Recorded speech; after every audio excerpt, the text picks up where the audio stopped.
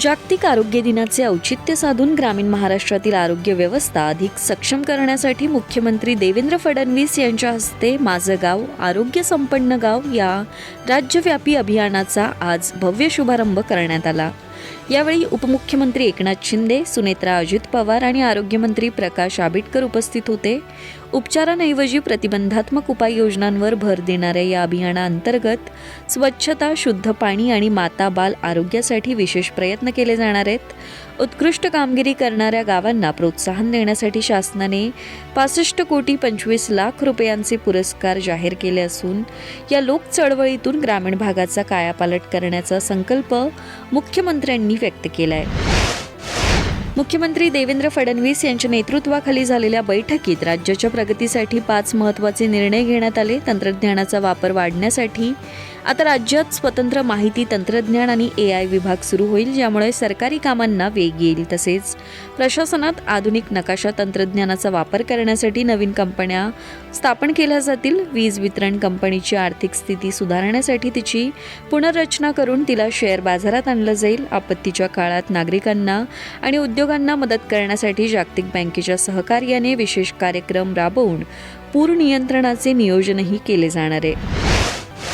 पुणे जिल्हा परिषद शिक्षण विभागातील उपशिक्षक पदावर पदोन्नती आणि निवृत्ती लाभ मिळवून देण्यासाठी 3 लाख रुपयांची लाच मागणाऱ्या 3 कर्मचाऱ्यांवर लाचलुचपत प्रतिबंधक विभागाने मोठी कारवाई केली आहे। या प्रकरणात सहाय्यक प्रशासन अधिकारी राजेश खंदारे यांच्यासह अनिल रंधवे आणि अतिश शिंदे या 2 कनिष्ठ सहाय्यकांना ताब्यात घेण्यात आलंय। तक्रारदाराकडून 2,75,000 रुपये स्वीकारताना हडपसर येथील एव्हेन्यू मॉल समोर दोघांना रंगेहात पकडण्यात आलं। या 3 आरोपींविरुद्ध मानवडी पोलीस ठाण्यात गुन्हा दाखल करण्यात आला असून भ्रष्टाचाराविरोधात ACBने दिलेला हा मोठा दणका मानला जातोय। 4 राज्यांच्या विधानसभा निवडणुकांसाठी समोर आलेले ओपिनियन पोल अत्यंत चुरशीचे संकेत देत आहेत। आसाममध्ये भाजप पुन्हा एकदा सरकार स्थापन करेल असा अंदाज असून त्यांना 83 ते 90 जागा मिळण्याची शक्यता आहे। पश्चिम बंगालमध्ये मात्र तृणमूल काँग्रेस आणि भाजपमध्ये जोरदार टक्कर होणार असून तिथे दोन्ही पक्षांना बहुमताच्या जवळ जागा मिळतील असं चित्र आहे।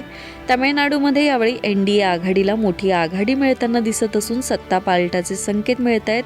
तर केरळमध्ये गेल्या 10 वर्षांची डाव्यांची सत्ता जाऊन यावेळी काँग्रेस प्रणित UDF आघाडी बाजी मारण्याची दाट शक्यता या सर्वेक्षणातून वर्तवण्यात आली आहे। हे अंदाज चाणक्य स्ट्रॅटेजी आणि मॅट्रिक्स यांच्या ओपिनियन पोलवर आधारित आहेत। काँग्रेस नेते पवन खेडा यांच्या दिल्लीतील घरावर आसाम पोलिसांनी छापा टाकला, पण खेडा तिथे आढळले नाहीत। मुख्यमंत्री हिम्मत बिस्व शर्मा यांच्या पत्नीवर खेडा यांनी 3 देशांचे पासपोर्ट असल्याचे आरोप केले होते, त्यावरून ही कारवाई सुरू आहे। यावर मुख्यमंत्री शर्मा म्हणाले की कालपर्यंत अटकेची भाषा करणारे खेडा आता पोलीस येताच हैदराबादला पळून गेलेत। पोलिसांनी त्यांच्या घराची झडती घेतली असून अधिक तपास सुरू आहे। दुसरीकडे ही कारवाई म्हणजे विरोधकांचा आवाज दाबण्याचा प्रयत्न असल्याचं सांगत काँग्रेसने सरकारवर टीका केली आहे। खेडा यांनी केलेले आरोप खोटे असल्याचं म्हणत त्यांच्या विरुद्ध कारवाई सुरू झाली आहे।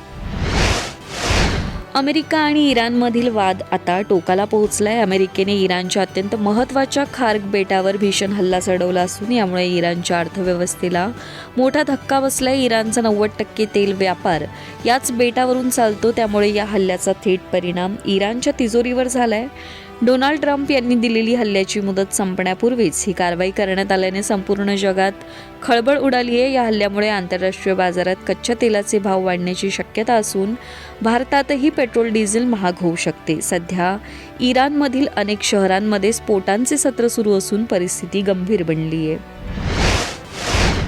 गुंतवणुकीसाठी लोकप्रिय असलेले PPF खाते आता तुमच्या अडचणीच्या काळातही मदतीला धावून येईल। वैयक्तिक कर्जाच्या तुलनेत PPFवर अत्यंत कमी व्याजात कर्ज उपलब्ध होते। खाते उघडल्यापासून 3ऱ्या ते 6व्या वर्षापर्यंत तुम्ही या सुविधेचा लाभ घेऊ शकता। तुमच्या खात्यात जमा असलेल्या एकूण रकमेच्या 25% कर्ज मिळू शकते।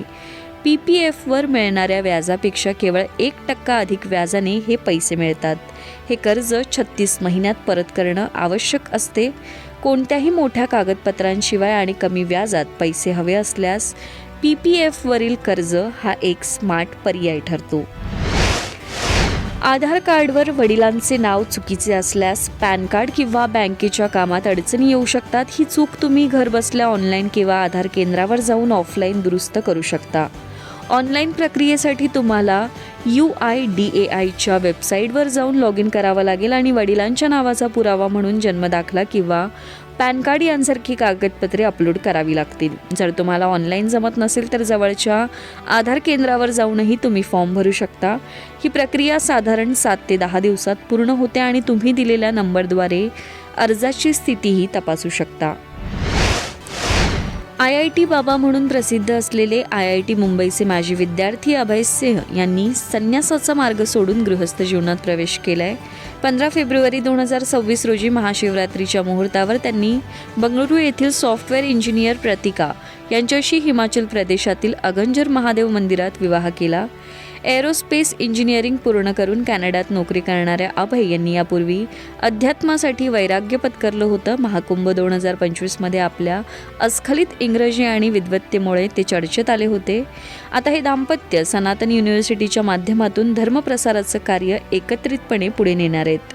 विवाहानंतर हरियाणातील हिसार येथे त्यांच्या कुटुंबियांनी या दाम्पत्याचे भावुक स्वागत केले. पाकिस्तान सुपर लीगमध्ये खेळणारा ऑस्ट्रेलियाचा स्टार क्रिकेटपटू डेव्हिड वॉर्नर एका मोठ्या वादात अडकलाय. कौटुंबिक सुट्टीसाठी ऑस्ट्रेलियात गेलेल्या वॉर्नरला सिडनीमध्ये मद्यधुंद अवस्थेत गाडी चालवल्याप्रकरणी पोलिसांनी अटक केली. रविवारी सायंकाळी मारुब्रा परिसरात पोलिसांनी घेतलेल्या चाचणीत वॉर्नरच्या रक्तातील अल्कोहोलचे प्रमाण निर्धारित मर्यादेपेक्षा जास्त आढळलं. तपासणी केंद्राजवळ येण्यापूर्वीच त्याने आपली व्हॅन थांबवली होती, ज्यामुळे पोलिसांना संशय आला. अटकेनंतर प्राथमिक कारवाई करून त्याची सुटका करण्यात आली असून तो पुन्हा PSL खेळण्यासाठी पाकिस्तानात परतलाय. मात्र या गुन्ह्यासाठी त्याला मे महिन्यात न्यायालयात हजर राहावं लागणार आहे.